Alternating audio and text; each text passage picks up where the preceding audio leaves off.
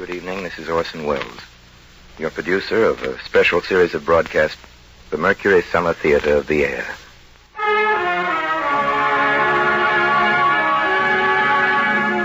Tonight and every Friday night presents you with a front row seat at one of the greatest plays ever produced.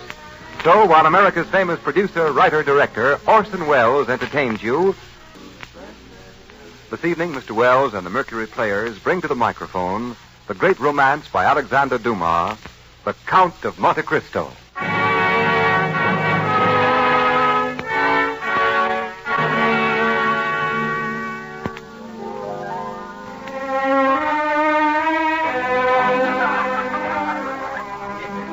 Mercedes? Yes, General. May I present the most talked-of men in Paris? The Count of Monte Cristo, the Baroness Mondiego. I am deeply honored. Count of Monte Cristo. What is it, Mercedes? Are you ill?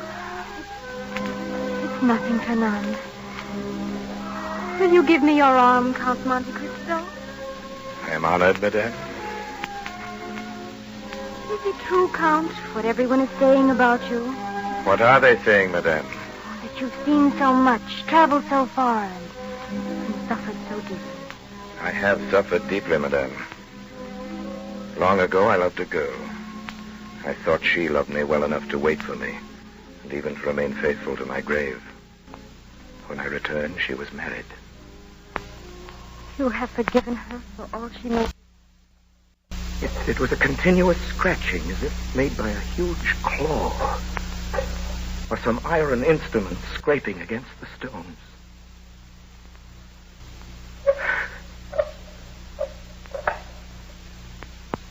Then all was silent. Soon it began again, nearer and more distinct. Perhaps it was only a workman repairing a neighboring dungeon. I would soon find out. The sound continued. With my earthenware jug, I knocked against the wall where the sound came.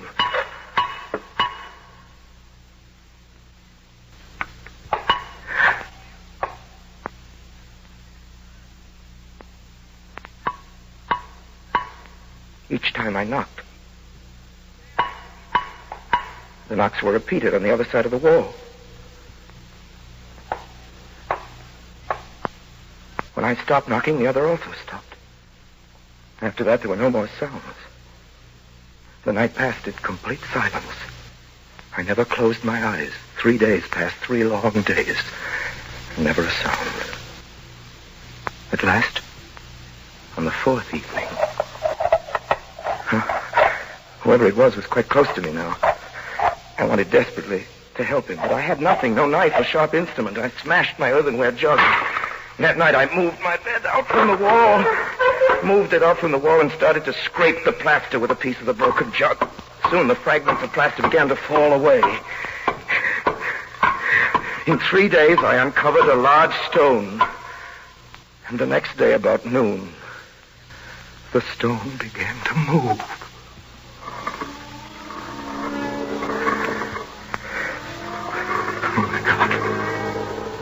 My God. Don't fail me now. Who talks of God in this place? Speak again. In the name of heaven, speak. Who are you? A prisoner.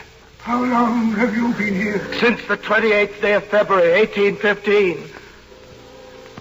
And you? Since 1804.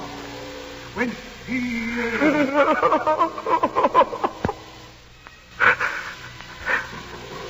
Oh, that night we worked.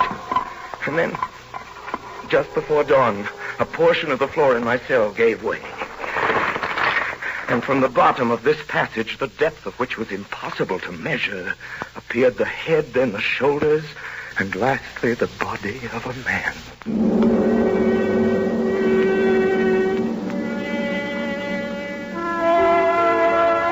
In the prison, he was known as the Mad Priest. I never learned his name. For 8 years, we saw each other every day. Using the tunnel he had dug through the solid rock, concealing the mouth of the passage with stones carefully fitted into place. By the sundial he had traced on the wall of his cell, we knew the hours of the guard's visit. The rest of the time we were together. He had been a great scholar in his day, and all that he knew, he taught me with infinite with loving patience, day after day, year after year. Then one morning I found him standing in the middle of his cell, pale as death. Quick, Dantes, quick. Yes, Father. Listen to what I have to say. What is it, Father? I am dying. Help me to my bed. You see, half my body is paralyzed already. Yes. Careful, careful. Yes, Father. Thank you, my son. Now, listen to me. All is over with me. This night or tomorrow I shall be dead. Oh, but Father... Before I die, there is something I want to give you. Here, look. It is nothing but a half-burned piece of parchment. But have you ever heard of the great Spada treasure? Spada treasure? I've heard sailors talk of it. That paper you have in your hand is what is left to the will of Cardinal Spada, murdered by Rodrigo Borgia. Now, take the paper and put the two pieces together. Yes. Read. April 1498. I declare to my nephew Guido Spada, my sole heir, that I have buried in a cave of the island he knows all that I possess of ingots, gold, monies, jewels, and diamonds, which treasure may amount to nearly 10 millions of Roman crowns. 10 million crowns? Now, my son, with my dying breath, I leave this treasure to you. You must claim it. If ever you are free, you must go to the island... to the island of Monte Cristo.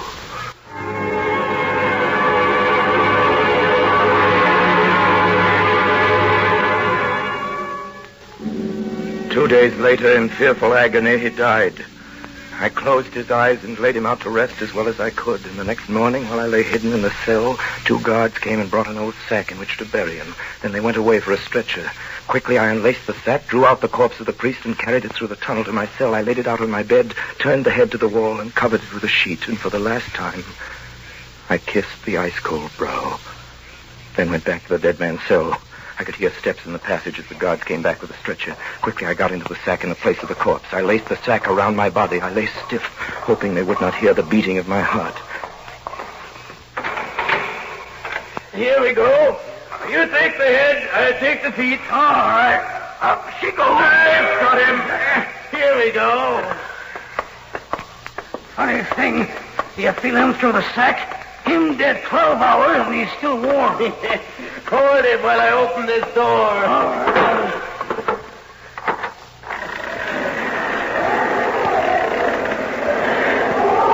Oh, Lord, it's cold up here. This'll cool him off. If you got the lead weight, tie it on around his feet. All right. That's right. Tight. And now see if you can make it any tighter. That's all right. That'll sink him, all right. All right, now. Are you ready? 1, 2. Wait a minute. Get nearer to the edge. The last one was smashing a rock when we got the blame for it. All right, then. Come on. I'm freezing. Let's go. 1, 2, 3.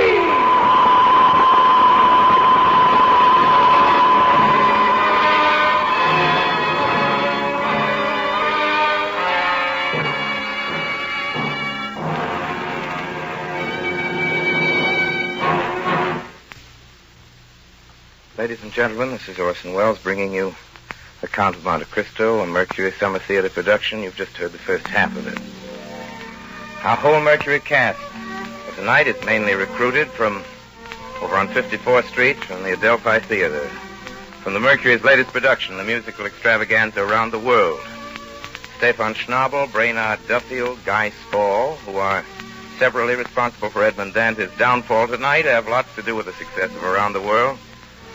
Mercedes, the lovely Mercedes, is the same lovely actress who appears every night as Molly Muggins over and Around the World, and Julie Warren is her name. Julie Warren, you'll be running into that name often from here on in. Well, here it is, intermission time. In any summer theater, time for a brief meander in the moonlight, a smoke, a chat on such vital matters as suntans and golf scores. This is Orson Welles again, ladies and gentlemen, and just time for the second act curtain of the great romance by the great romancer Alexandre Dumas, an old Mercury favorite, the Count of Monte Cristo.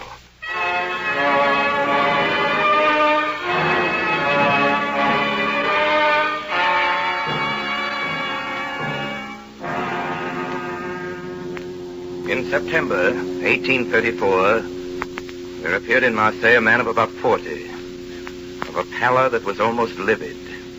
He gave the impression of one who had been enclosed for a long time in a tomb. This man inquired for a tailor of the city called Caderousse. My name is Caderousse, monsieur. There are a few questions I'd like to ask you, Monsieur Caderousse. In the year 1814, did you know a young sailor by the name of Dantes? Dantes? Yes. Why do you ask? Is he alive? He died in prison, and with his last breath gave me the names of the people here who were his friends. One of them is you, Caderousse. The second is a man called Danglars. Danglars? The third is certain Fernand Mondiego. Mondiego? You know these men? Know them. Do you realize who sent Dantes to prison? No, tell me. 2 men who were jealous of him. One for love and one for ambition. Mondiego and Danglars. I thought these two were his friends. They denounced him as a traitor. They knew he had a letter from Napoleon in exile. Something his dying captain had given him, and it looked bad. Which of the two denounced him? Both. Danglars was the sharp one. He wrote the letter, and Mondiego put the letter in the post. But why was this Danglars jealous of him? He wanted his job. I see. They were mates together on the same ship. When the old captain died, and the owners made young Dantes captain, Danglars never forgave him. The other, this Mondiego. What did he have against Dantes? A girl Dantes was engaged to marry. When Mondiego got his chance to get young Dantes out of the way, he took it. I see. And what happened to those two, Danglars and Mondiego? Where have you been, my friend?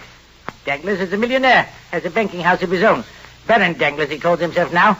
And Mondiego's a baron, too, with a home in Paris a block wide. They've done pretty well for themselves, they have. And this girl, the girl Edmond Dantes was betrothed to. Mercedes? Yes. Yes, that's her name. When Dantes was arrested, she was nearly mad with grief. Pitiful it was. 6 months and no news of him. But still she waited, and still no word from him. Then, in the end, after a year, she married Mondiego. Now she is one of the greatest ladies in Paris. A year? She waited a year.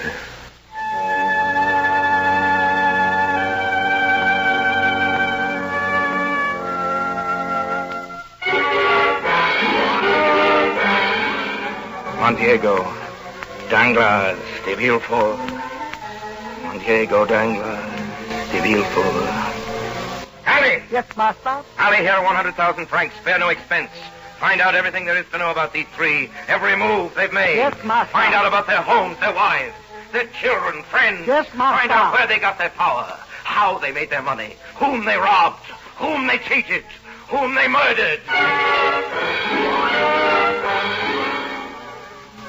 One day in November, Baron Danglars of the banking house of that name received a visit from a new client. I have the honor of addressing the Count of Monte Cristo. You have, Baron Danglars. I have a letter of credit in your name, sir. But according to this letter, the Count of Monte Cristo is to have unlimited credit. And what is there in that simple fact that requires explanation? Merely that, unlimited. Well, I assure you, should you at any time be hard-pressed, were you even to require 1,000,000 francs... 1,000,000? My dear sir, excuse my smiling when you speak of a sum that I am in the habit of carrying in my pocketbook. Well, I admit I'm hardly accustomed to... If you would prefer not to handle this account, Baron, you need have no scruples in declining. Oh, I assure you I never entertained... You merely wish to be convinced that your stockholders ran no risk. I understand, Baron, they include some of the greatest names in France. The Duc de Mondiego, the Baron de Villefort. It is not generally known that these gentlemen... Of course. Now we understand each other. I should like to draw tomorrow the sum of, shall we say, 6 million francs. Half gold, half notes. 6 million francs. As you say, sir. If I should require more, I will let you know. And by the by, purchase me tomorrow 10,000 shares of Austrian Commonwealth. You have some information about this stock? You will find, sir, that I never gamble, except in certainties.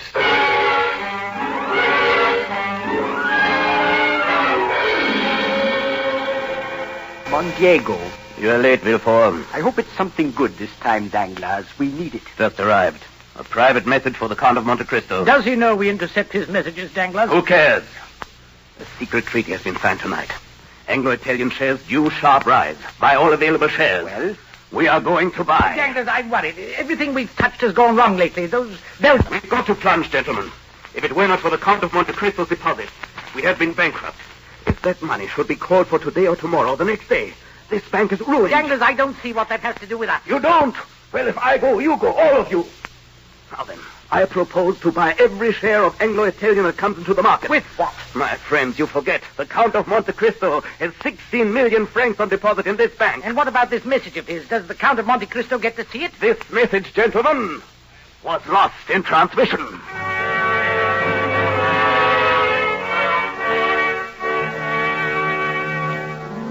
Rarely has Paris been more intrigued than it was that winter by the mysterious Count of Monte Cristo. It was at the end of December that a great ball was given in his honor by the Baron Danglars.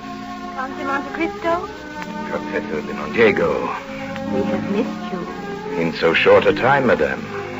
A strange thought occurs to me. Yes, madame? It seems to me that you've been gone longer than I can say. It's an odd idea, Count, but I cannot shake it off. You must forgive me, Madame Mondiego. I have an appointment with your husband.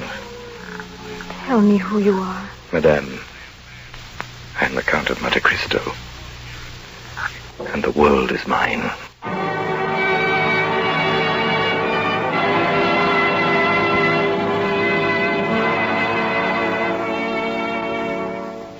Congratulations, Danglars. A good day's work. How much did we buy of Anglo-Italian?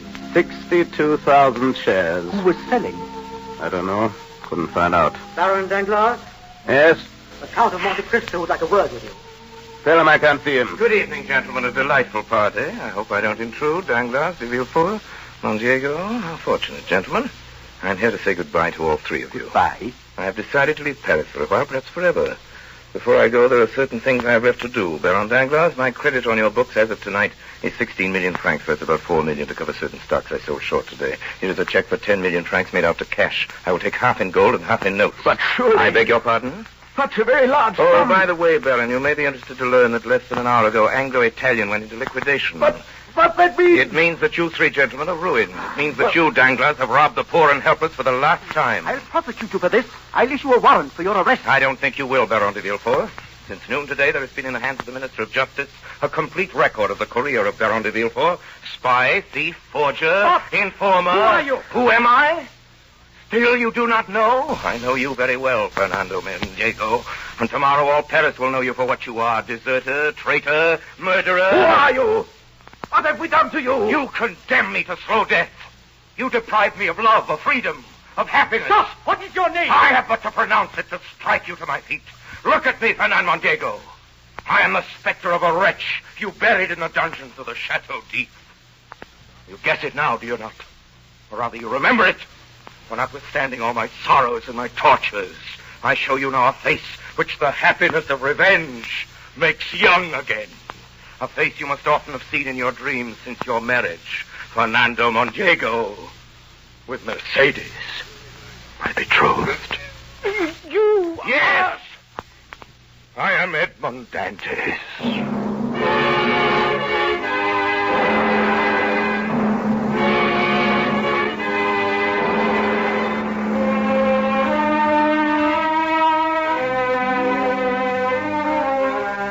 Baroness Mondiego. Yes, Count. Your husband has been detained. There are matters of urgency which will not permit him to leave this house. May I see you to your carriage? Count Monte Cristo, I asked you a question. I wonder if your answer was the truth. Madame. The girl who made you suffer. I asked you if you'd forgiven her. Oh, yes. I've forgiven her. And those who separated you. Do you still wish to punish them? Madame, they have been punished. But my answer is still the same. It is not I who punished them. It was their own past.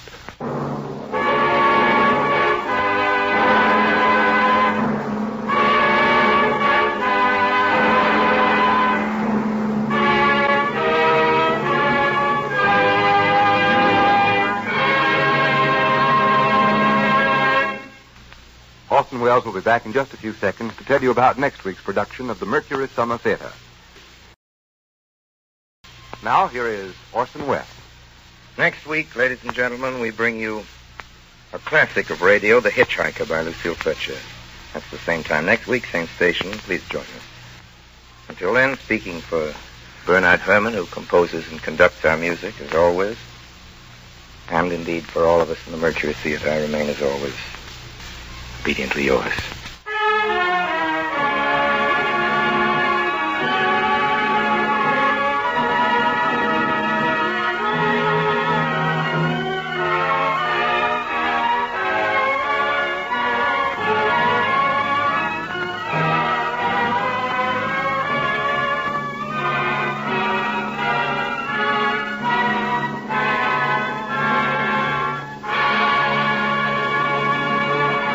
CBS, the Columbia Broadcasting System.